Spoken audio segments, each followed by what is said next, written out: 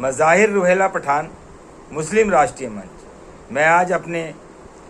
भोली भाली मुस्लिम आवाम से ये अपील करता हूँ कि वो आज अपने बुज़ुर्गों की दी हुई वक्फ की जो ज़मीनें थीं उनको बचाएं। आज से 1000 साल पहले तक जो हमारे बुज़ुर्गों ने, जो हमारे बड़े सरमाएदार या जो और बड़े ज़मींदार लोग थे, उन्होंने गरीब मुसलमानों के फलाह और बहबूद के लिए, उनकी तालीम के लिए, उनकी तिजारत के लिए, उनकी सेहत के लिए, उनके हर तरह से माशरे में मदद करने के लिए कुछ प्रॉपर्टियों को वक्फ किया था, जिसको एक कानून के ज़रिए ब्रिटिश पीरियड में और उसके बाद वक्फ कानून बनाया गया और वो पूरी ज़मीनें वक्फ के अंडर में आ गई। आज हमारे देश में सबसे ज़्यादा जो ज़मीनें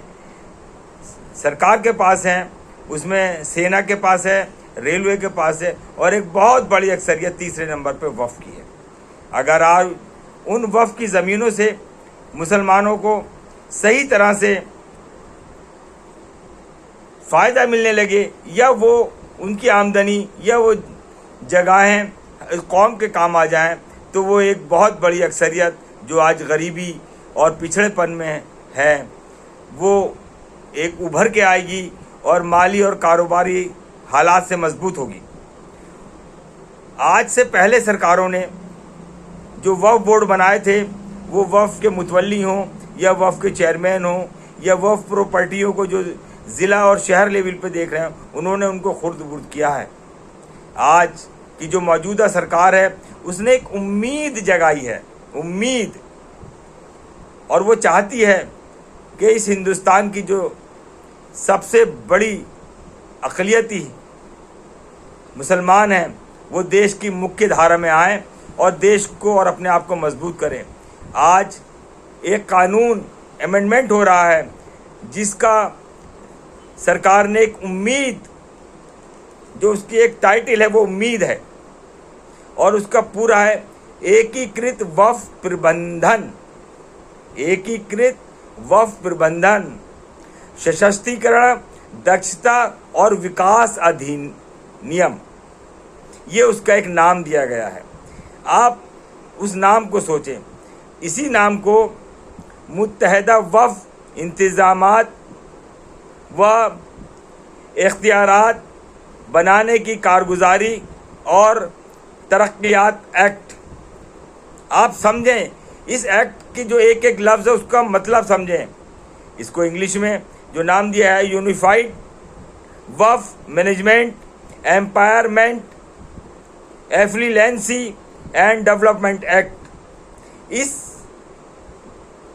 कानून को उम्मीद आज जो हमारे मुस्लिम रहबर हैं, चाहे वो सियासी हों चाहे मजहबी हों, वो इस चीज़ का विरोध कर रहे हैं, क्योंकि वो जानते हैं कि हमारी जो कौम है, जिसको हमने पढ़ने नहीं दिया, जिसको जाहिल रखा, जिसको मजदूर बनाया, जिसको पिछड़ा बनाया, जिसको दलितों से बुरी हालत में कर दिया, जो इन्हीं की सरकार कहती, जो पिछली सरकार ने एक सर्वे किया था, उस सर्वे में साफ कह दिया था कि ये दलितों से भी नीचे है मुस्लिम कौम। तो मेरे दोस्तों, ये जो मुत्तहिद एकीकृत वक्फ, जो वक्फ की जो प्रॉपर्टी है, उसका प्रबंधक, उसका इंतजामात, उसका मैनेजमेंट,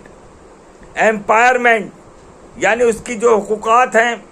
उसकी जो कारगुजारी है, उसकी जो एक एक्ट है, उसको मुसलमानों के फ़ायदे के लिए लगाया जाए और मुसलमान उसको समझें।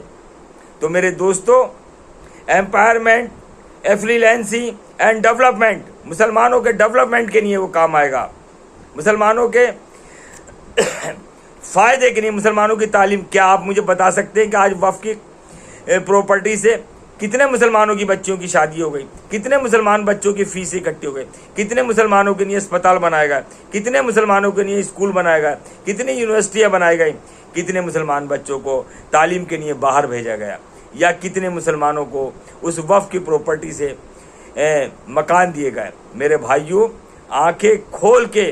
वक्त को पहचानते हुए वक्त के साथ चलें, और जो मौजूदा सरकार ने एक एक्ट लाया है जिसको उम्मीद एकीकृत वक्फ प्रबंधन, सशक्तिकरण, दक्षता और विकास अधिनियम, मुत्तहदा वक्फ इंतजामात व इख्तियारात बनाने की कारगुजारी और तरक्याती एक्ट को मजबूत करें, उसका समर्थन करें और सरकार के साथ खड़े होकर इसको मजबूत करें। यह आपके फ़ायदे की और एक हकीकत आपको मजबूत करने के लिए देश के और मुख्य धारा में लाने का एक कदम है। आपसे मेरी अपील है कि आप भारत सरकार के साथ खड़े होकर इस एक्ट की हिमायत करें और इसको पास करवाएं और इसके फेवर में ज़्यादा से ज़्यादा कमेटी के पास मेल और अपने ख्यालात भेजें। जय हिंद, जय भारत।